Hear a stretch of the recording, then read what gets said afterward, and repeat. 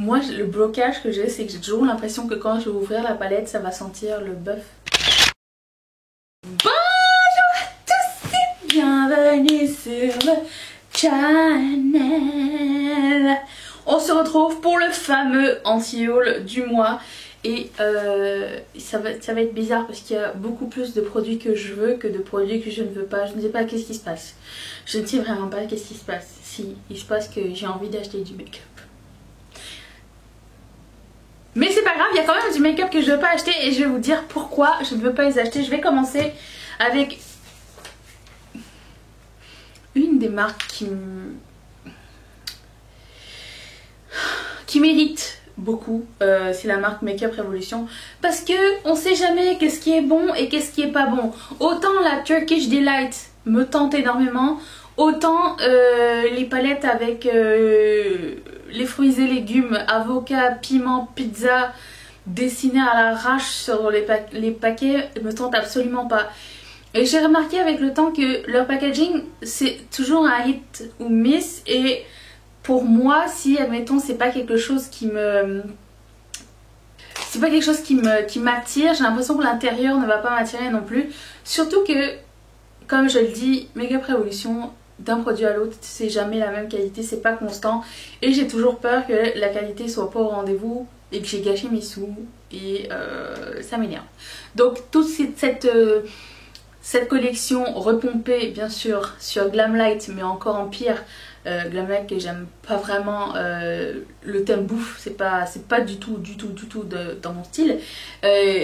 Du coup le truc avec la pizza qui est juste dessinée dessus, ça m'a fait penser, vous savez les clip art qu'on avait sur les ordinateurs avant, ça me faisait penser à ça. Donc ça m'a vraiment pas intriguée. Mais je sais pas si vous êtes pareil, j'aurais besoin de le savoir. Admettons une palette burger, les couleurs sont bien et tout. Moi le blocage que j'ai, c'est que j'ai toujours l'impression que quand je vais ouvrir la palette, ça va sentir le bœuf. Tu sais, le bœuf, le gras de bœuf qui est grillé sur... Vous savez de quoi je parle, le steak haché. J'ai toujours peur que ça sente ça. Mais je sais que ça sent pas ça, mais dans ma tête c'est un autre blocage. J'ai beaucoup de blocages. Voilà, c'est tout. Donc cette collection de Makeup Revolution ne m'intéresse pas du tout. Morphe a sorti une nouvelle palette qui s'appelle la 35H. Je suis quand même au taquet avec cette marque là parce que des fois ils font des trucs... C'est la même chose que Makeup Revolution à moindre production. Disons que eux ils font des sorties comme ça, mais beaucoup moins que Makeup Revolution. Mais c'est toujours la même chose. Des fois c'est super bien, des fois c'est super nul. Nul. C'est nul ou nouille? Nul. Par exemple la bronze palette, ça a été un échec monumental. Mais par exemple la palette arc-en-ciel avait l'air super cool. Je l'ai manqué, je l'ai pas acheté. C'est pas grave, j'ai pris celle de Colourpop. Un jour elle va arriver. Et puis il y avait c'était comment ça s'appelle, celle qui était toute violette aussi, je m'en rappelle plus de son nom. Les chiffres et les lettres c'est pas pour moi, ok. Ça c'est magnifique. La James Charles c'est super cool, mais je sais pas, paradoxal, à côté ils font des trucs style la 35H et tu te dis mais il y a qu'une seule couleur qui est bien dedans. Surtout qu'il faut pas oublier qu'il faut prévoir une petite table d'appoint pour utiliser une palette Morphe. C'est très important, qui est énorme. Donc la 35H, non, je vais la laisser. Mais c'est quand même une marque sur laquelle j'ai changé d'avis. Et je surveille ce qui sort de plus en plus. Donc maybe il y aura des choses bien. Mais pour cette marque, je me fie vraiment aux revues parce que j'ai peur. Ah ben en parlant de Glamlight, la Artist Palette, je l'ai déjà dit dans plusieurs vidéos, mais j'ai comme un espèce de ras-le-bol des palettes arc-en-ciel. Mais je viens de dire il y a 2 minutes que j'ai acheté celle de Colourpop. C'est la dernière, ok, c'est la dernière, c'est tout ce que j'attendais en termes d'arc-en-ciel. Après peut-être la Be Perfect et Stacey Mary, mais c'est pas une palette arc-en-ciel, c'est une palette multicolore. Ça marche ou pas? Dites-le moi. Bref, donc la Artist Palette qui est en forme de palette d'artiste. Oh non, mais elle me tente pas quoi, y a rien qui me tente dans cette palette. J'ai l'impression que c'est du vu et du revu. Puis... je suis juste pas inspirée. J'en ai marre, j'ai ce qu'il me faut. Et du coup, bah, c'est ça. S'il avait sorti en premier, l'idée est bonne, le thème est beau, mais là ils sont arrivés en dernier, donc non. Merci, mais non merci. Glamlight, j'attends que vous fassiez quelque chose d'incroyable pour tenter vos make-up. Je ne suis pas fermée contre la marque, mais j'attends quelque chose. J'attends. Vous êtes capable. Apparemment, les fards sont vraiment bien. Donc, vous êtes capable de faire quelque chose. Arrêtez les concepts. S'il vous plaît. Il y a un truc que je n'ai pas compris. Alors, j'ai commencé à écrire cette liste avant que la palette de Anastasia Beverly Hills et Jackie Aina sorte. Mais avant ça, ils ont sorti un eyeliner. Un eyeliner noir. Why? Mais c'est pas comme si qu'on avait besoin d'un eyeliner noir en même temps. Hein. Si on a tous un eyeliner noir, on peut en trouver dans tous les magasins, à tous les prix. Et surtout que c'est pas un pinceau, c'est un feutre. Donc j'ai pas compris ce lancement. Et les eyeliners noirs, c'est le dernier objet que j'achète. Ça et les mascaras, parce que j'ai déjà ce qu'il faut pour petit prix. Alors pourquoi j'achèterais Anastasia Beverly Hills? Non. Je ne pense pas qu'il y ait quelqu'un qui est volontairement allé acheter ce eyeliner là. Je pense que toutes les personnes que j'ai vu l'utiliser l'avaient reçu en PR. Dites-moi si je me trompe, est-ce que vous êtes la personne qui a acheté ce eyeliner avec vos propres sous, oui ou non? Et à un moment donné, j'ai vu les nouvelles sorties de Bobbi Brown. C'est une marque dont je ne parle pas énormément et pour cause. À part leur highlighter et les briques et peut-être les caviar sticks aussi qui sont pas mal. Caviar stick, je pense que c'est même pas de lui, c'est de Laura Mercier, mais le même système qu'on trouve chez Kiko pour 3 fois moins cher. Le New Essential Eyeshadow Palette. Vous êtes arrivé 30 ans en retard. C'est tout ce que je peux vous dire. Nous n'avons pas besoin de ce produit. Pas besoin de ce produit au prix de Bobbi Brown surtout. À quoi cela sert-il? Est-ce que c'est pour les gens qui viennent de commencer dans le make-up? Et est-ce que ces gens-là commenceraient par cette palette et à ce prix-là? Je doute fortement. Je n'ai pas compris du tout ce lancement. Et il est un peu passé sous le radar. On se demande pas pourquoi. Il y a Too Faced qui a sorti deux demi-palettes de tranches de pastèque. Mais beaucoup trop tard, on est à la fin août. Donc à un moment donné, il faut que tu fasses ça très tôt ou alors tu t'abstiens. Et vu la tête de la palette, tu aurais pu t'abstenir directement. Parce que il y a un côté, le côté slice avec le highlighter, blush et bronzer, je le trouve mignon.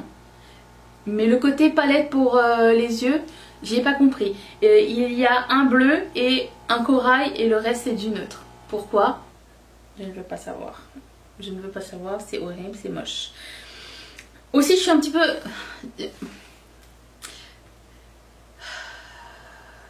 Comment vous le dire? Je suis saoulée. Je suis saoulée que tout le monde sorte des fonds de teint. Combien de fonds de teint on a besoin dans une vie? Je me maquille tous les jours et un fond de teint ça me dure entre 3 et 6 mois. En général, je finis entre... allez, maximum 4 fonds de teint par an.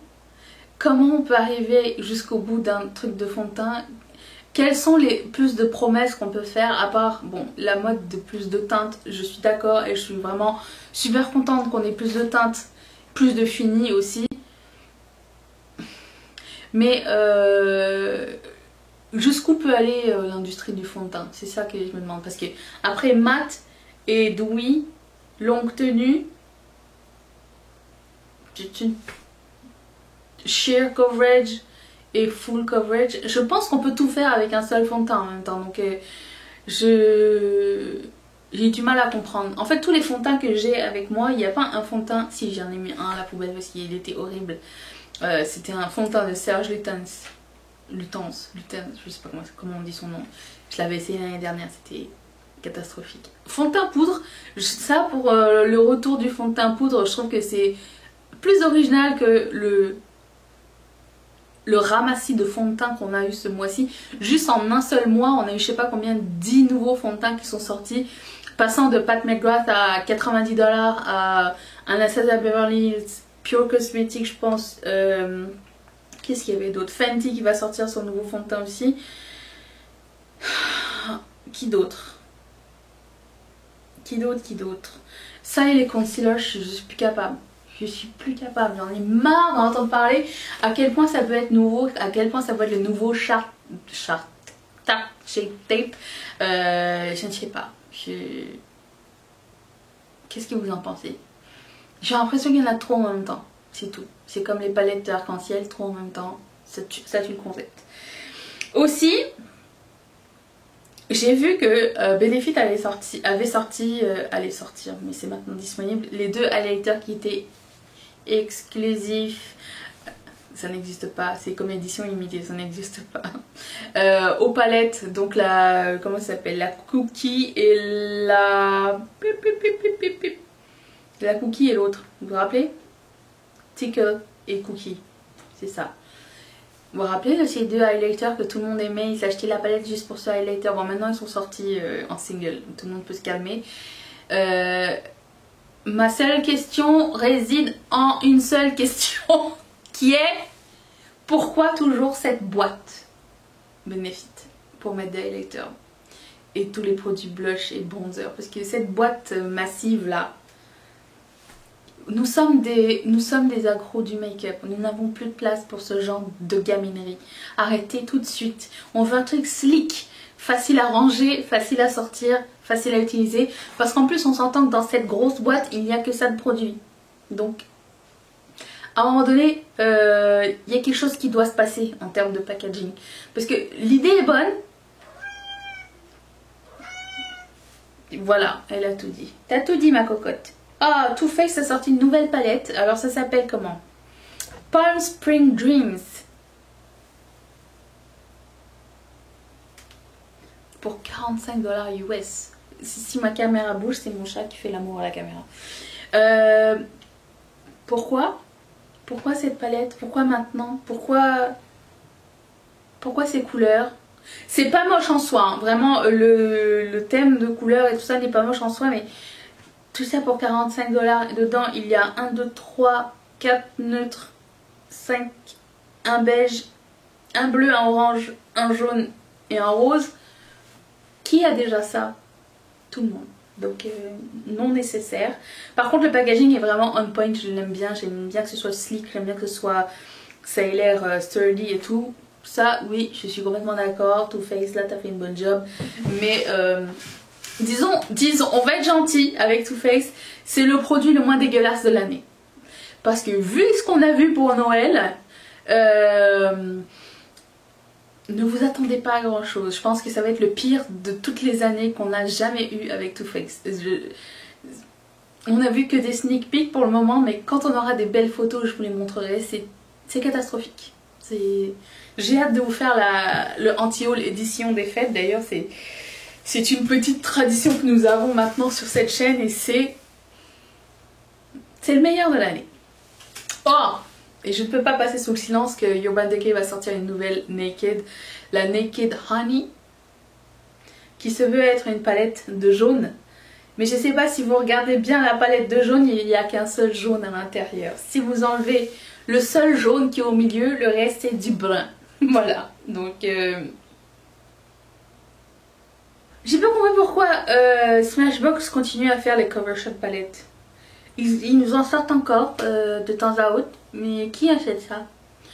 J'ai vu personne utiliser, si une fois des Perkins utiliser une cover shot palette, et c'est tout. C'est dommage. Bon, le thème de la verte est sympa, mais je sais pas, je suis pas genre, c'est pas comme un must pour moi. J'achèterais pas ce produit là. Pourtant c'est pas super cher en plus, hein. C'est genre 29 $, mais on dirait que c'est comme un produit impopulaire sur la YouTube sphère, non? Dites-moi dans les commentaires, est-ce que vous en avez déjà acheté une? Et si oui, est-ce qu'il y en a un que je devrais essayer? Tiens, pourquoi pas? Bon, Violet Voss a sorti 2 nouvelles palettes, une corail et une arc-en-ciel. Aucune des deux ne me tente. J'ai toujours pas essayé cette marque, ça arrive. Mais je sais pas, on dirait que c'est... On dirait qu'elle est un petit peu en retard des fois. Mais c'est dommage parce que je pense que ces produits sont bons par contre. Donc, mais pourquoi une arc-en-ciel maintenant et une complètement corail? Corail qui a l'air d'avoir beaucoup de rose à l'intérieur aussi. Je voudrais juste, parlant des fêtes de tout à l'heure, rementionner une palette de Too Faced. Pourquoi la Gingerbread Extra Spicy? Parce qu'en fait, moi, quand quelqu'un me l'a envoyé, j'ai cru que c'était la même que l'année dernière et qu'il faisait une réédition. Et là, j'étais en train de me dire, ah, c'est cool, ma théorie que les éditions limitées n'existent pas tient sa route. Puisqu'ils ont relancé la palette de l'année dernière au mois de juillet pour le Christmas in July. Je sais pas si vous avez ça en Europe, mais le 25 juillet, ici, c'est le Noël des campeurs, des gens qui vont au camping. Donc, il y a un Noël qui se passe. Et du coup, c'est pour... Ah, je suis surexposée. Et du coup, bah, pour cette année, Too Faced s'est dit, tiens, ça faisait longtemps qu'on n'avait pas rebalancé un vieux truc. Alors, ils ont balancé la Too Faced Gingerbread. Et là, quelques temps plus tard, l'annonce est faite que la Gingerbread Extra Spice va sortir. Déjà, elle est beaucoup moins intéressante que celle de l'année dernière puisqu'elle se ressemble beaucoup. Mais en plus de ça, j'ai l'impression que les couleurs sont beaucoup plus merdiques. Personnellement parlant, parce que je sais qu'il y en a parmi vous qui aimaient cette palette, qui la voulaient. J'ai pas compris le... Non. Est-ce que si par exemple vous l'avez déjà acheté, est-ce que vous allez la réacheter la nouvelle ou pas? Ou est-ce que vous trouvez qu'elle ressemble à celle de l'année dernière? Parce que je vais essayer de mettre les deux palettes ici en comparaison. Et celle de l'année dernière me semblait bien mieux. Mais c'est à vous de choisir et je vous laisse sur ce choix. Dites-moi laquelle des deux vous allez préférer. Est-ce que vous allez en prendre une ou pas? Est-ce qu'il y a des trucs parmi ce anti-haul qui vous tente, contrairement à moi, ou que vous avez essayé ou qui vous tente? Et essayez de me faire changer d'avis. C'est le jeu. Si cette vidéo t'a plu, tu peux toujours mettre un like et puis t'abonner à la chaîne en cliquant ici sur mon visage. Je te laisse la vidéo d'hier juste ici. Je pense que c'était un crash test sur une nouvelle marque que j'avais jamais été essayée. Je vais la mettre là. Et je remercie encore une fois toutes mes marraines et tous mes parrains de sponsoriser cette chaîne. Et si toi aussi ça te tente, clique sur ce petit carré qui va t'envoyer directement chez Patreon. Je te retrouve demain ainsi que tous les jours au mois d'août. Seras-tu là? Moi oui. Bye.